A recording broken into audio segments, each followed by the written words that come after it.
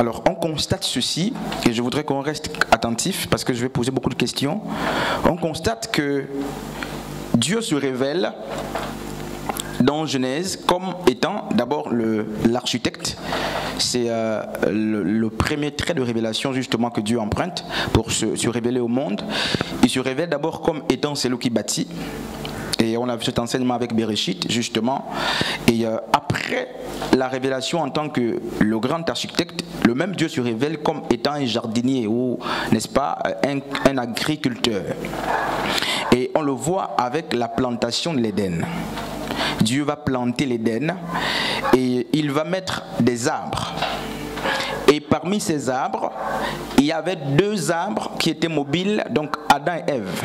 Parce que dans Matthieu chapitre 13, la Bible nous parle des hommes comme étant aussi des arbres. Et on le verra aussi avec Juge. Et donc tout le jardin d'Éden, ou toute la création de Dieu, n'est-ce pas, est saturé de plusieurs arbres, parmi lesquels apparaissent des arbres qui étaient, n'est-ce pas, de la race supérieure, donc l'homme et la femme. Et la Bible nous fait comprendre que le jardin d'Éden, dans sa configuration, n'est-ce pas, physique, était arrosé. Le jardin était arrosé, naturellement, les arbres que Dieu avait plantés étaient arrosés par 4 bras, n'est-ce pas? Et la Bible nous dit qu'il y avait 4 fleuves qui, n'est-ce pas, qui arrosait naturellement l'Éden. Alors, je vais poser cette question, on avance, parce que ces fleuves sont très significatifs, n'est-ce pas? Leurs noms, n'est-ce pas, vont nous aider dans l'enseignement. Quels étaient ces 4 bras, n'est-ce pas? Il y a 4 bras des fleuves, n'est-ce pas, qui arrosaient le jardin d'Éden, très vite sans consulter les Écritures. Alors, c'est dans Genèse justement, et c'est une histoire qu'on lit. Alors, le premier, c'est lequel? Il y a 4 bras des fleuves. 4 bras des fleuves qui arrosent ou qui arrosaient le jardin d'Éden. Le premier, c'est Pishon. Nous sommes dans un campus d'enseignement et il faut qu'on comprenne et qu'on connaisse ces choses. Donc Pishon signifie augmentation. Je voudrais qu'on garde à l'esprit, n'est-ce pas, ce qui va être dit. C'est pour des besoins d'enseignement. Il y a d'abord le Pishon, il y a aussi Guillon. Guillon, le nom qui signifie source jaillissante. Cette source était près, n'est-ce pas, de Jérusalem. C'est au lieu où Salomon fut oint et proclamé roi, et vous le verrez, n'est-ce pas, dans 1 Roi chapitre 1er, le verset 38. Guillon, n'est-ce pas? Vous avez le troisième, n'est-ce pas, Hidekel, le nom qui signifie rapide. Ce fleuve est aujourd'hui connu sous le nom du Tigre. Et je vais très vite. Et il y a aussi l'Euphrate qui était le 4e bras de fleuve, le nom qui signifie fertilité. Alors quand vous prenez les 4 bras de fleuve, n'est-ce pas, l'Euphrate, E-U-P-H-R-A-T-E. Donc je vais reprendre. Le premier bras, c'est Pishon, qui signifie augmentation. Le deuxième, c'est Guillon, donc G-U-I-H-O-N. Ce fleuve signifie source jaillissante. Et pour la petite histoire, c'est cette source qui est près, n'est-ce pas, de Jérusalem.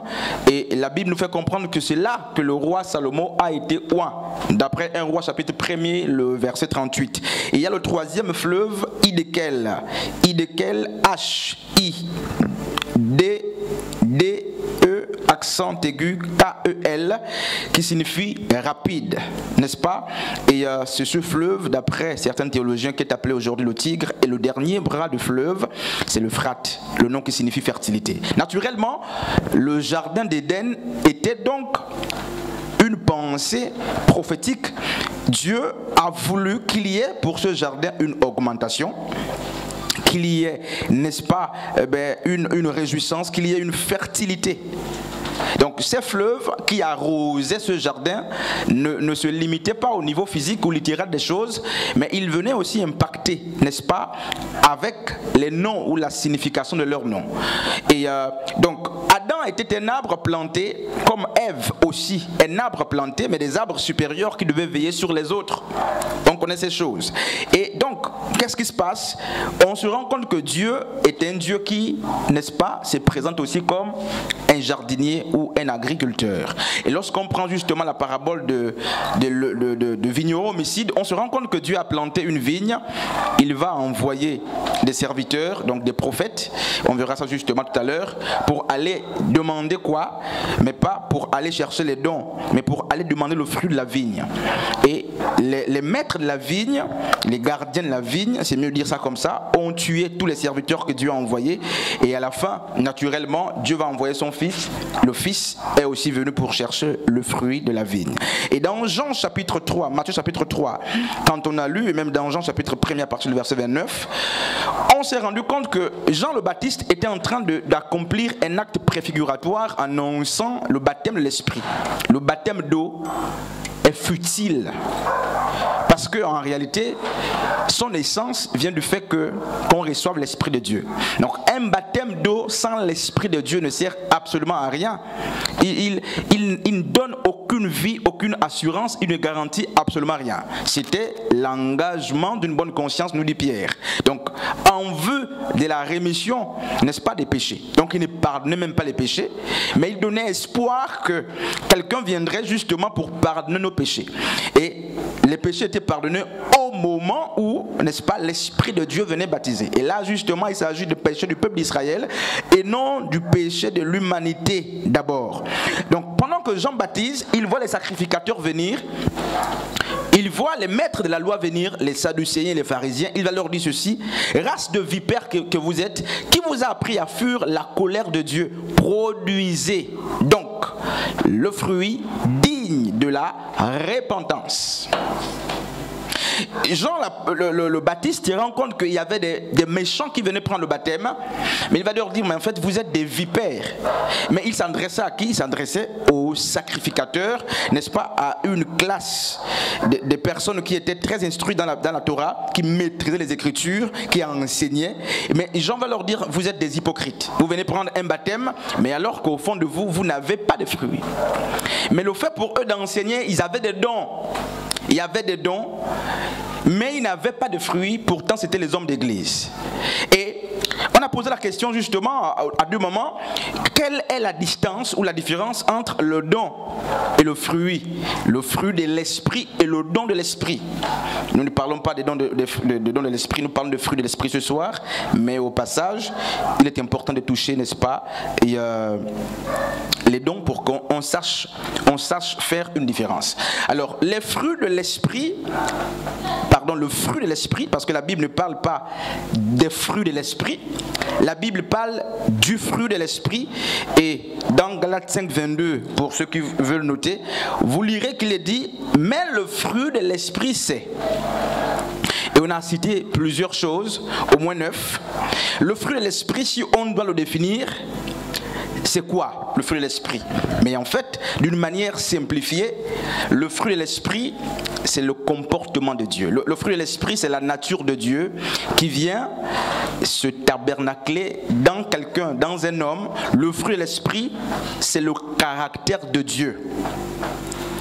Donc c'est la nature de Dieu qui vient justement revêtir l'homme. Le fruit de l'esprit, c'est quoi? C'est au lieu d'aller très loin chercher cette définition, mais en fait, pour faire simple, c'est adopter. Lorsqu'on dit on a le fruit de l'esprit, c'est qu'on a adopté la nature de Dieu, l'attitude de Dieu, les sentiments de Dieu, la perception de Dieu. Le fruit de l'esprit, en un mot, c'est le comportement de Dieu, c'est le caractère de Dieu, n'est-ce pas, dans un homme. Et alors que les dons spirituels ou les dons de l'esprit ne sont que les différents mouvements, n'est-ce pas, les mouvements de l'esprit dans l'homme. C'est le charisme. En grec, on parle de charisme. Mais en fait, c'est l'aptitude à faire X ou Y chose. Donc c'est comme on dirait, entre griffes, un talent. C'est une capacité à accomplir quelque chose de particulier. Mais le fruit de l'esprit, c'est la nature de Dieu.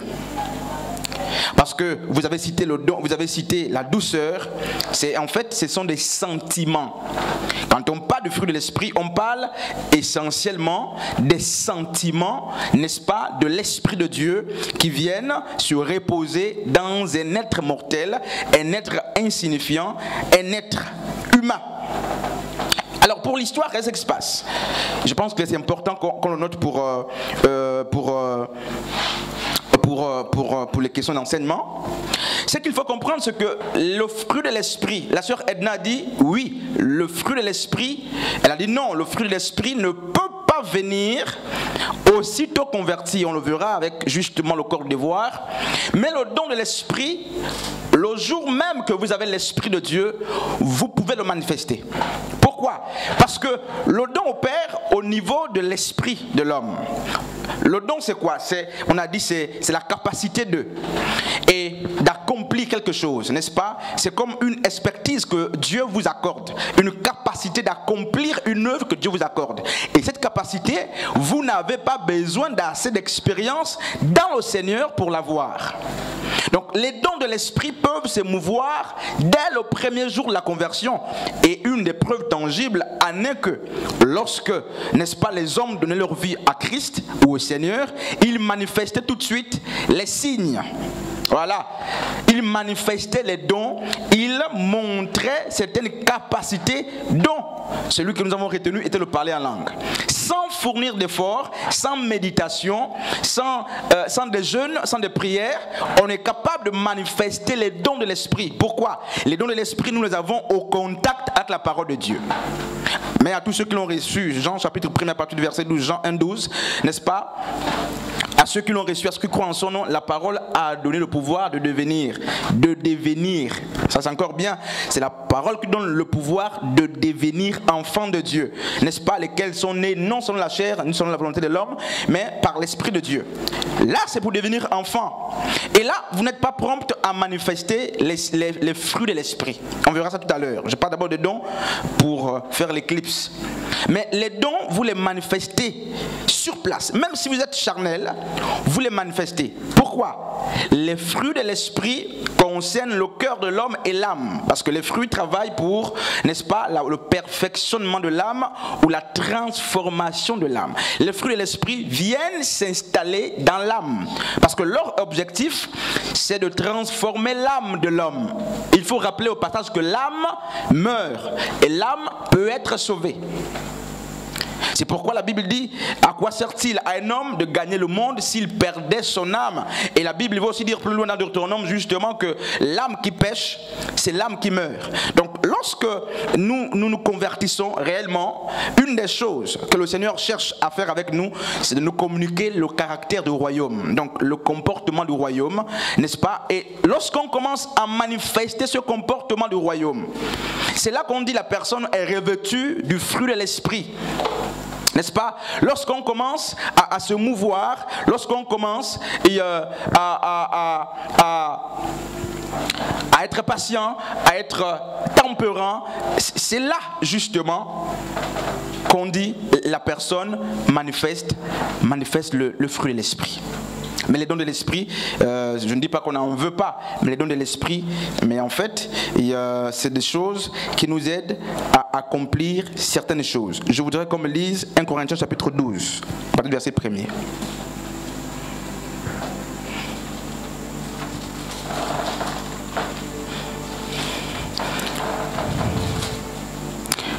Alors, pour aller très vite, pendant qu'on trouve le texte, il y a une doctrine, n'est-ce pas, qui a été développée au IVe siècle, après Jésus-Christ. Il était question, n'est-ce pas, de certains théologiens et membres du clergé qui ont enseigné que le charismata, je ne sais pas si vous avez compris ça, le charismata, n'est-ce pas, donc la puissance surnaturelle du Saint-Esprit appelée don spirituel, d'après justement 1 Corinthiens chapitre 12, n'existe plus. On va lire tout à l'heure. Donc le charismata, c'était une doctrine, n'est-ce pas, qui a été entretenue par certains clergés, donc les pères de l'Église, avec quelques théologiens. Et pour eux, ils ont dit ceci, n'est-ce pas, les dons spirituels ont cessé. Et vous ferez face à cela. À côté de ce mouvement, n'est-ce pas, dont la doctrine était le charismata, il y avait aussi le cessationnisme. Je ne sais pas si Anne, vous connaissez cette doctrine. C'est justement Calvin et tous ces enfants dans la foi qui ont développé le cessationnisme. Et pour eux, ils se sont dit, en fait, les dons se sont arrêtés avec la finitude ou la fin de la rédaction du canon biblique. Ils vont prendre justement 1 Corinthiens chapitre 13 et on va d'abord lire 1 Corinthiens chapitre 12. À partir du verset 1er, oui, maman Ashley. 1 Corinthiens chapitre 12 à partir du verset 1er. Pour ce qui concerne les dons spirituels, je ne veux pas, frères, que vous soyez dans l'ignorance. Oui. Vous savez que lorsque vous étiez païens, vous vous laissiez entraîner vers les idoles muettes, selon que vous étiez conduits. C'est pourquoi je vous déclare que nul, s'il parle par l'Esprit de Dieu, ne dit Jésus est anathème, et que nul ne peut dire Jésus est le Seigneur si ce n'est pas le Saint-Esprit. On peut continuer. Il y a diversité de dons. Il y a diversité de dons, donc il y a plusieurs dons.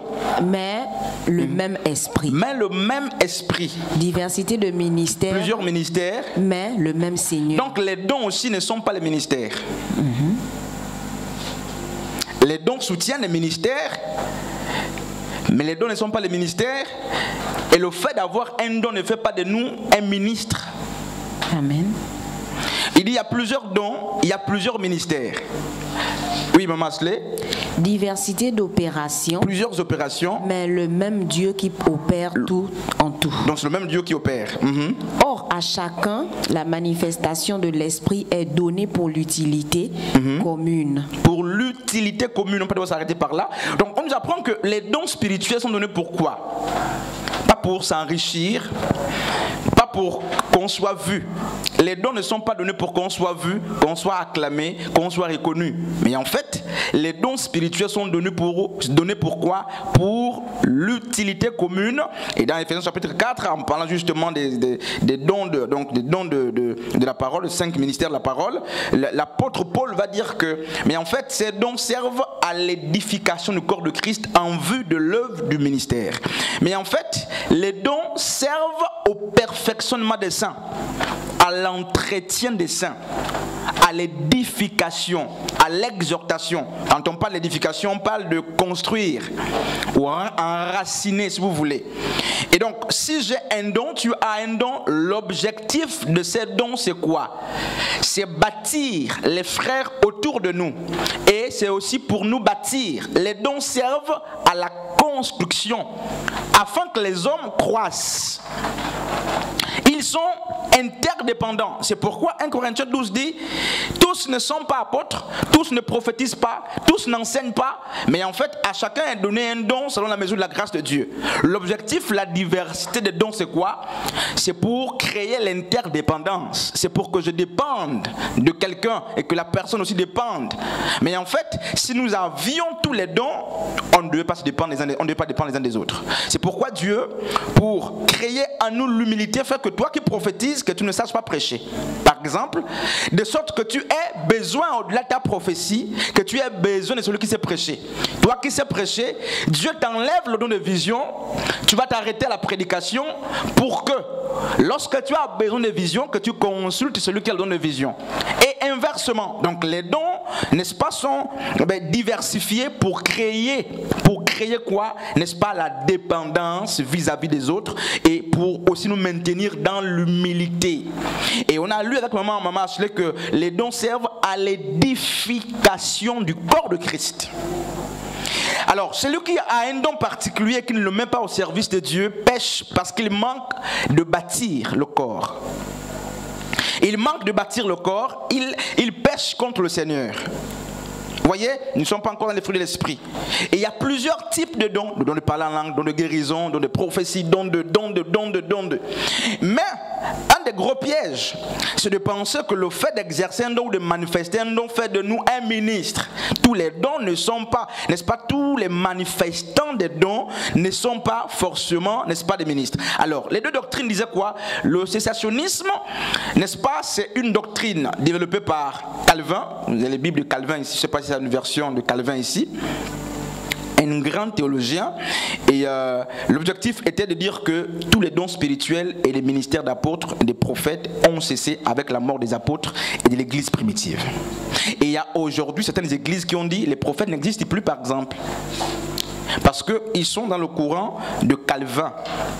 Et Calvin a pris justement appui sur un texte qu'il a, n'est-ce pas, il a mal compris, parce que lorsqu'il lit dans Romains chapitre 8, il lit aussi dans Hébreux, la Bible dit justement, lorsque ce qui est parfait sera venu, n'est-ce pas, nous, toutes ces choses qui étaient imparfaites passeront. Il a lu aussi 1 Corinthiens chapitre 13 pour dire, l'amour, n'est-ce pas, seul ne disparaît pas. Et lui s'est dit, du moment où le canon biblique a été achevé, dans l'écriture, tout a disparu et l'amour est resté.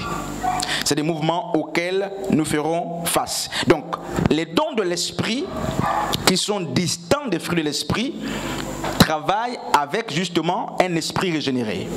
Au contact de la parole, peu importe ce que vous étiez, lorsque l'esprit descend sur vous, manifestez les dons automatiquement. On n'attend pas. C'est pourquoi, même si vous êtes un enfant nouveau à l'église, vous pouvez manifester les dons de l'esprit.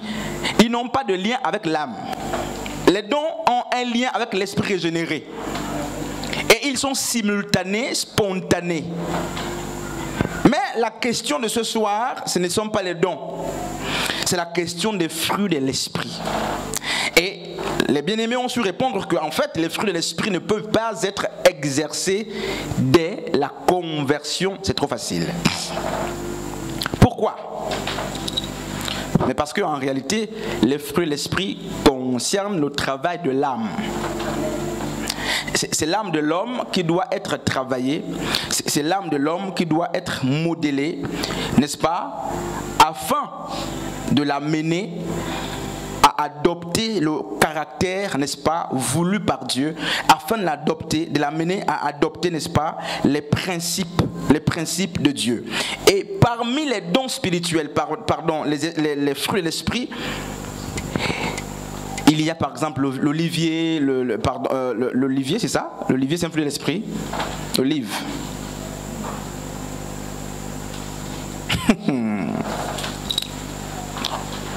La Bible nous parle de plusieurs aspects du fruit de l'esprit.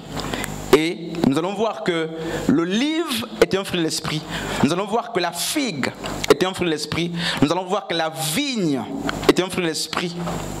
Parce qu'en fait, mais ces choses sont cachées, n'est-ce pas, dans les Écritures, et très souvent, nous ne les voyons pas. Nous ne les voyons pas. Amen. Nous allons lire, n'est-ce pas, un texte. Nombres chapitre 13 à partir du verset 23 jusqu'à 24. On peut lire très vite.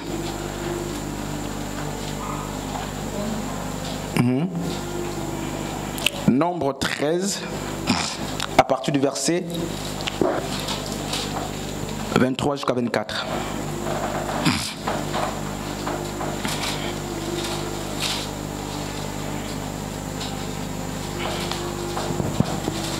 Nombre 13 à partir du verset 23 jusqu'à 24.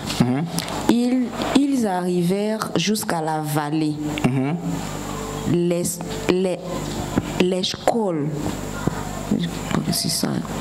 où ils coupèrent une branche de vigne avec une grappe de raisin qu'ils portèrent à deux au moyen d'une perche.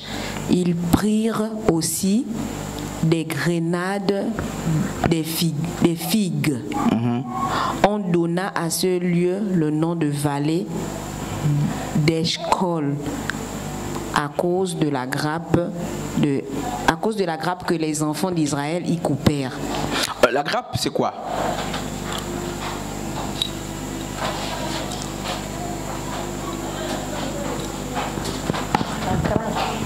Oui. Ils arrivèrent jusqu'à la vallée d'Escol, où ils coupèrent une branche de vigne avec une grappe de raisin qu'ils portèrent à deux au moyen d'une perche. Ils prirent aussi, n'est-ce pas, de grenades et des figues. Le verset 24 dit ceci: on donna à ce lieu le nom de vallée d'Escol à cause de la grappe que les enfants d'Israël y coupèrent. Mais en fait, la grappe, c'est comme, voyez, les gros fruits, voilà, dans lequel on trouve des petits fruits dedans ou des petits noyaux, tout ça. Donc, quand on parle de fruits de l'esprit, on ne dit pas les fruits de l'esprit, on dit le fruit de l'esprit. Mais en fait, c'est un caractère, viens devant ici, maman Nancy, un caractère qui englobe, c'est une nature qui englobe plusieurs caractères ou beaucoup de comportements. C'est pourquoi quand on dit la douceur, la maîtrise de soi, mais en fait, la maîtrise de soi n'est pas le fruit de l'esprit, c'est un aspect du fruit de l'esprit. La douceur n'est pas le fruit de l'esprit, c'est un aspect, n'est-ce pas, du fruit de l'esprit. Et on comprend que les fruits de l'esprit concernent d'abord notre vie avec le Seigneur. Donc ils sont utiles pour notre vie avec le Seigneur, notre communion, c'est une introduction. Ils sont utiles pour nous-mêmes, ils sont aussi utiles pour les frères. Donc les fruits de l'esprit s'exercent, ont une fonction triangulaire, d'abord vers Dieu, envers nous-mêmes et, n'est-ce pas, envers nos frères. Dans Romains 14, 17, il dit ceci: car le royaume de Dieu, ce n'est pas le manger et le boire, mais la justice, la paix, la joie par le Saint-Esprit. N'est-ce pas? Et je vais lire un des textes et puis on va voir le premier fruit de l'esprit, Éphésiens 4, 32. Soyez bons les uns envers les autres, compatissants, n'est-ce pas, vous pardonnant réciproquement comme Dieu vous a aussi pardonné. Permettez que je prenne un avant-dernier verset, Philippiens 4, 5. Que votre douceur soit connue de tous les hommes. Le Seigneur, n'est-ce pas, est proche. Un des arbres les plus importants, une des plantes les plus importantes dans l'histoire biblique, c'est le figuier. Et très souvent, lorsque nous parlons des fruits de l'esprit, nous oublions qu'on ne peut pas parler du fruit sans parler de l'arbre qui le porte. Et c'est aussi une erreur qu'on commet, parce que pour connaître les spécificités, n'est-ce pas, d'un fruit, il faut parfois repartir vers l'arbre qui le porte. Et le figuier enfante quoi? Les figues. Et le figuier, si on ne doit pas de figuier, qu'est-ce qu'on retient du figuier? Parce que le figuier enfante les figues, et les figues, d'après les Écritures, Maman Anne nous parle de quoi? De la douceur et de l'humilité. Et on va voir ça tout à l'heure. Donc le figuier est une plante très importante qui enseigne plusieurs aspects. Alors, qu'est-ce que l'Église peut nous dire, n'est-ce pas, du figuier? En termes scientifiques, en termes de connaissances, sans toutefois d'abord rentrer dans les Écritures, qu'est-ce que le figuier nous enseigne?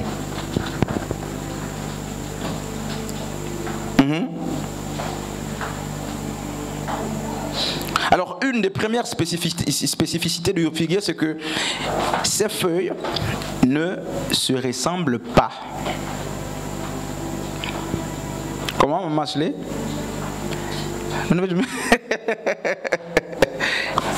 Ok. Les feuilles du figuier ne se ressemblent pas. Ça ne se ressemble jamais. Voyez? Et ça nous enseigne quoi?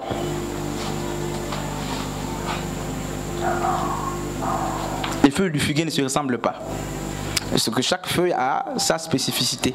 Chaque feuille est particulière. C'est ce que le figuier nous enseigne. Chaque feuille est différente de l'autre. Oui? Oui, ça peut passer. Oui?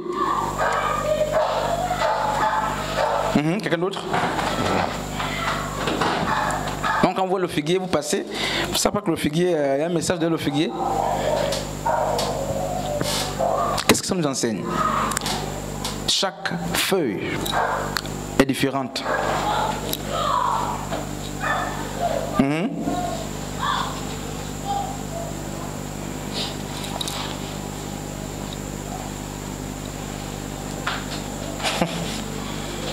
Sœur Marie, Sœur Joyce, Sœur Chiron. Qu'est-ce que le figuier nous enseigne? Qu'est-ce que les feuilles du figuier nous enseignent?